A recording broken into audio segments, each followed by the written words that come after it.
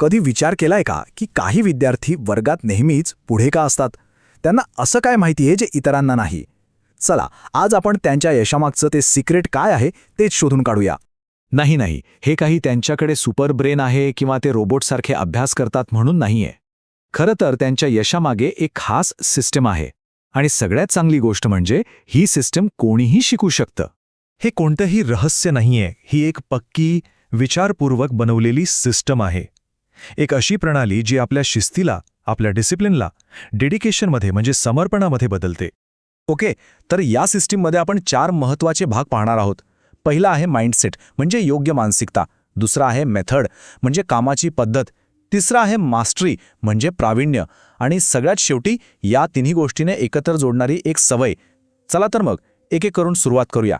तर सगळ्यात पहिला आणि महत्त्वाचा स्तंभ आहे माइंडसेट. कारण कोणतीही मोठी गोष्ट साध्य करायची असेल तर सुरुवात योग्य मानसिकतेपासूनच करावी लागते. या सिस्टीमचा पायाच मुळी एका वेगळ्या विचारसरणीवर उभा आहे. याला मला माहीत नाही मानसिकता असं म्हणता येईल. म्हणजे काय?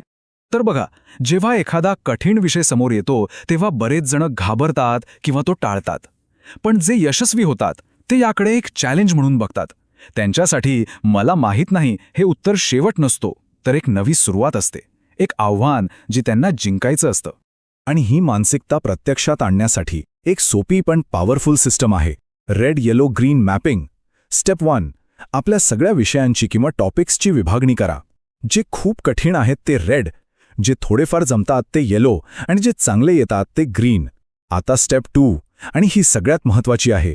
आपली सगळी ताकद, सगळी एनर्जी फक्त आणि फक्त रेड टॉपिक्सवर लावा. आणि स्टेप 3, जोपर्यंत आपण त्या रेड टॉपिकवरचे कमीत कमी 10-15 कठीण प्रश्न सोडवत नाही तोपर्यंत पुढे जायचंच नाही.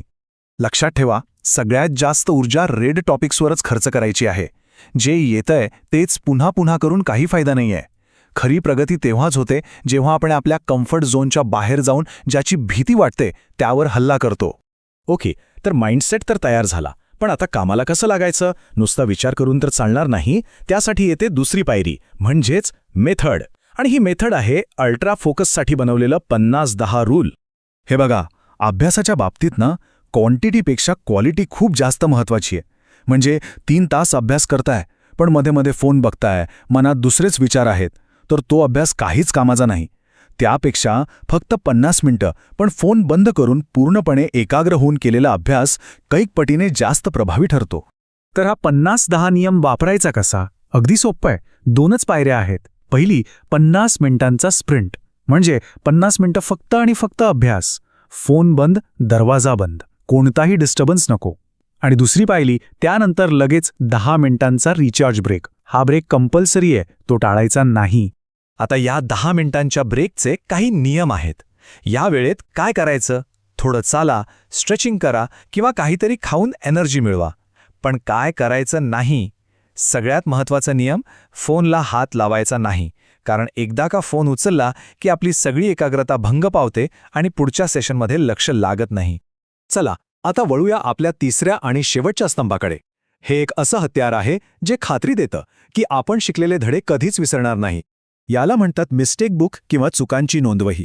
ही फक्त एक वही नाहीये, ही आपल्या चुकांची एक सिक्रेट डायरी आहे. याचा उद्देश प्रत्येक चुकीचं पोस्टमॉर्टम करणं आहे, जेणेकरून आपण पुन्हा त्याच खड्ड्यात पडणार नाही.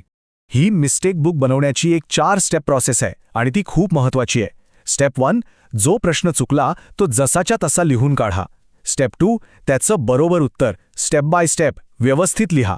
स्टेप 3, आता स्वतःला विचारा, हे का चुकलं आणि त्याचं मूळ कारण शोधा. आणि शेवटची स्टेप 4, या चुकीतून शिकून पुढच्या वेळेस काय करायचं याचा एक नियम बनवा. आणि हे मूळ कारण शोधताना तुमच्या लक्षात येईल की चुका साधारणपणे 4 प्रकारच्या असतात. 1, कॉन्सेप्च्युअल गॅप म्हणजे मूळ संकल्पनाच समजली नाही. 2, केअरलेसनेस म्हणजे निष्काळजीपणा. 3, कॅल्क्युलेशन एरर म्हणजे गणित चुकलं. आणि 4, टाइम कन्स्ट्रेंट म्हणजे वेळच पुरला नाही. आपली चूक यातल्या कोणत्या प्रकारात मोडते हे ओळखणं खूप गरजेचे आहे.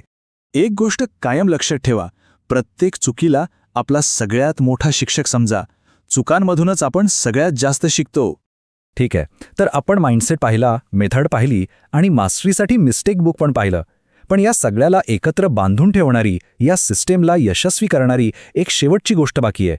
ती म्हणजे एक छोटीशी सवय. ती सवय आहे फक्त 30 मिनिटांची. हो, फक्त 30 मिनिटं. प्रत्येक रविवारी.